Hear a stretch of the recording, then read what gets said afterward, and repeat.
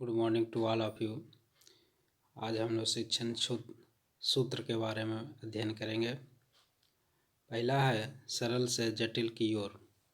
पहला क्या है? सरल से जटिल की ओर। सरल से जटिल की ओर।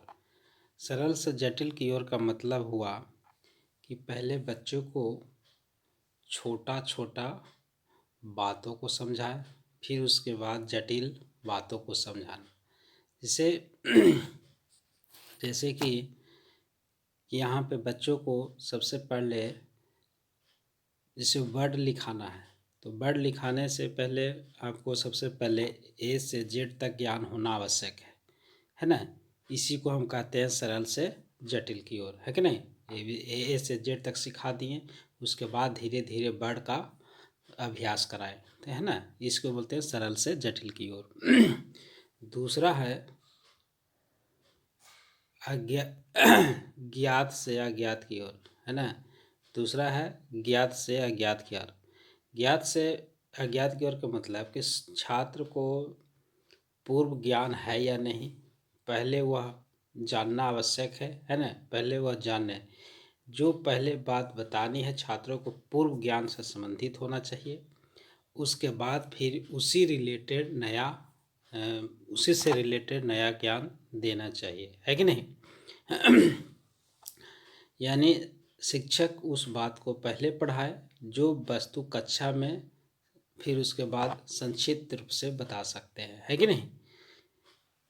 या फिर कुछ उदाहरण दे सकते हैं, है ना। ज्ञात से अज्ञात की ओर मैंने पहले उसको जानकारी पूर्व ज्ञान से संबंधित हो, ज्ञात होना चाहिए, है कि नहीं।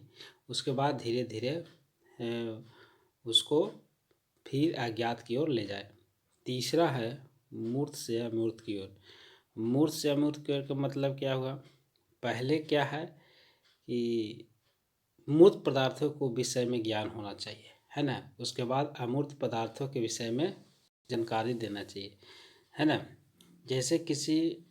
जैसे मान लिया कि मूर्त रूप में क्या हो गया। मूर्त रूप में तो यही ना है कि पहले जानकारी होना चाहिए, है ना, कि ये चीज़ ढांचा है। फिर उसके बाद में कल्पना करने के बाद यह पता चलना चाहिए कि ऐसा होता है कि नहीं। मूर्त रूप की कोई चीज़ आप दिखाते हैं, है कि नहीं, है ना। यानी मूर्त पदार्थ के विषय में ज्ञान होना चाहिए। अमूर्त फिर उसके बाद में अमूर्त या सूक्ष्म तथ्यों के विषय में जानकारी होना चाहिए। यानी किसी प्रतिमान हो गया, मॉडल हो गया, चार्ट के सहारे उसको वर्णन कर सकते हैं। ये हो गया मूर्त का मतलब है कि भाई ये हाथी है। अब कक्षा में है, अब हाथी तो ले जा नहीं सकते, तो उसको क्या करिएगा, नमूना एक पेश करके आप उसको समझा सकते हैं, है कि नहीं। चलिए नेक्स्ट, अनिश्चित से निश्चित की ओर।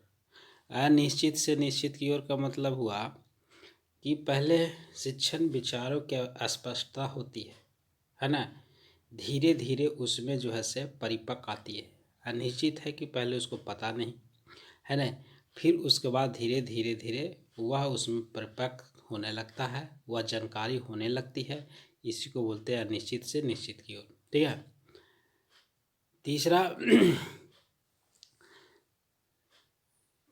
अगला है विशेष से समान की ओर। विशेष से समान की ओर का मतलब हो गया कि पहले छात्रों के सामने उदाहरण प्रस्तुत किया जाए, उदाहरण के बाद फिर दृष्टांत के माध्यम से जनरल प्रिंसिपल स्थापित किया जाए।